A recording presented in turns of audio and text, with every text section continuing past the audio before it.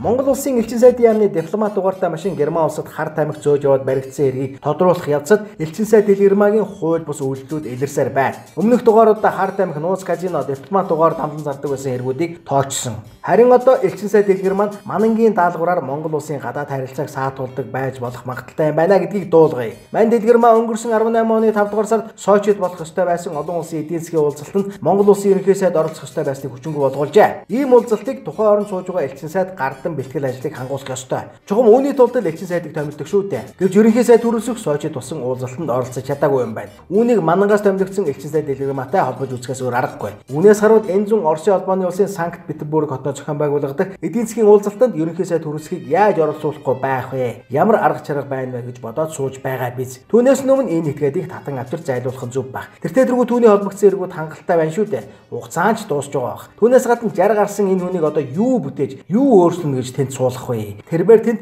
гэмт хэрэгтэй л холбогдож байна. Ер нь өнөөдөр Москвад элчин сайдын яам Дэлгэрмаагийн хувийн компани шиг болсон гэж ярьдаг. Роснефтийн удирдлагуудыг өрөөндөө дуудан авчирч уулздаг гэж байгаа юм. Роснефттэй шатхууны үн ярихгүй өөр юу ярина гэж. Өнгөрсөн жил Оросод буучгаад байсан шатхууны үн Монголд эсрэгээрээ өсөд байсан шалтгаан нь тэр чинь билүү? Тагнуулын ерөнхий газар ер нь үүнийг мэддэг л байгаа да. Зүгээр хувьдаа төсөөлөд бодоход элчин сайдын яамны байрны засар хэлэхдээ Оросын компаниар хийлгсэн гэдэг нь зориудын үйлдэл юм биш үү? Яаж утсан Оросууд өөрсдөө эрхшгийг боддог юм байгаа үстэй. Өдийд Оросууд Дэлгэрмааг харж чагнаад сууж байгаа гэж мөрөөдсөн ч болох бах. Монгол улсын гадаад харилцааны яам энэ хүнийг дийлэхэ болсон аргаа бараад Оросын талд Монголтой холбоотой арга хэмжээнүүдийнхээ бэлтгэл ажлыг Монгол дахь өөрийн элчин сайдын яам эсвэл бүр гадаад харилцааны яамаараа дамжуулан хийдэг болсон гэх юм билээ. Тэгэхээр энэ Москвад Монголын элчин сайдын яам байгаад хэрэг байна уу? Тэрээр Москвад элчин сайдын яамны байранд хувийн компанида байгаа юм шиг айшилдаг бөгөөд ганц хоёр жишээ дурдахад тэнд хүнтэй уулзахад сууж байсан нэгэн монгол эмэгтэйг элчин сайд явж байхад бос цогч хүндэлдэггүй хаашаа янзын том толгойтой этгээд бай чи хэмээн орилж хашгирсан загинсан үйлдэл гаргаж байсан тухай яригддаг. Сая болж өнгөрсөн Монгол цэргийн баяраар болсон арга хэмжээндээр гэхдээ Москва дахь цэргийн атташаа генерал Инхбаатартай Оросын цэргийнхэн хундаг тулгахад мань Дэлгэрмаа элчин сайдыг тоосонгүй хэмээн хэлэгнэн уурдаж тэднийг элчин сайдтай ирж хундаг тулгах гэж хэл хэмээн шившгээ дарсан тухай шуугаанч явж байна. Ийм л хүн элчин сайдаар сууж Монголын нэр төрийг бузарлаж яваа юм байна шүү. Эрхэм ерөнхийлөгч та болоод гадаад харилцааны яам энэ хүндээ хариуцлага тотож татаж авчираач.